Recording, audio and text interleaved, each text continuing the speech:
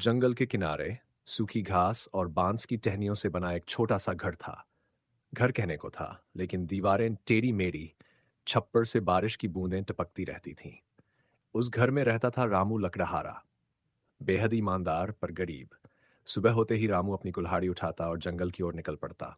उसका बेटा सोनू अभी छोटा था और बूढ़ी माँ खांसते खांसते बिस्तर से उठ नहीं पाती थी। पत्नी गीता रोज माँ की सेवा करती, पर घर में खाना कम, दवाई भी मुश्किल से मिलती थी। फिर भी रामू कभी किसी से भीख नहीं मांगता था। वह कहता, मेहनत की कमाई चाहे थोड़ी हो, पर पेट को सुकून देती है।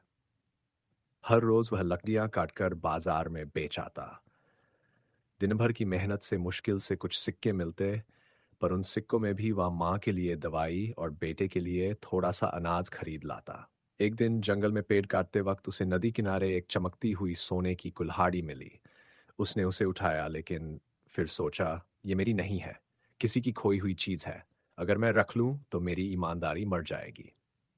वह कुल्हाड़ी लेकर पास के गांव गया और सबको बताने लगा कि किसी की सोने की कुल्हाड़ी मिली है, ले जाए जो इसकी असली पहचान बता दे। गांव वाले हैरान रह गए। कई लोगों ने झूठ बोला, लेकिन रामू ने उनकी बात नहीं मानी। फिर एक बूढ़ा लकड़हारा आया। उसकी आंखों में आंसू थे। उसने कहा, बेटा, वो कुल्हाड़ी मेरी है, मेरे पिता की निशानी थी।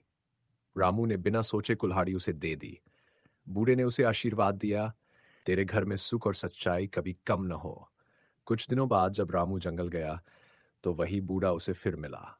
उसने कहा, बेटा, मैं कोई आम आदमी नहीं, जंगल का रखवाला हूं। तेरी ईमानदारी ने मुझे छू लिया। ये लो, ये नई कुल्हाड़ी, ये तुझे वरदान है। रामू ने जब कुल्हाड़ी देखा, वह साधारण लकड़ी की थी, पर जब उसने उससे पेड़ काटा तो लकड़ी खुद ब खुद दोहरी मात्रा में गिरने लगी। अब उसकी कमाई बढ़ गई। घर में खाना भरपूर था, मां की दवाई चलने लगी और उसके बेटे को पढ़ाई का मौका मिला। लेकिन रामू कभी नहीं भूला, सच्चाई और मेहनत ही असली दौलत है। उसका घर अब भी घास फूस का था, पर उसमें ईमानदारी, प्यार और सुकून की रोशनी थी।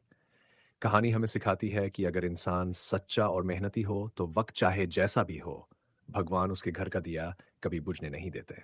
हमारी कहानी आपको कैसी लगी? कृपया हमारे चैनल को सब्सक्राइब करें, लाइक करें और आने वाली वीडियो के लिए नोटिफिकेशन बेल दबाना ना भूलें।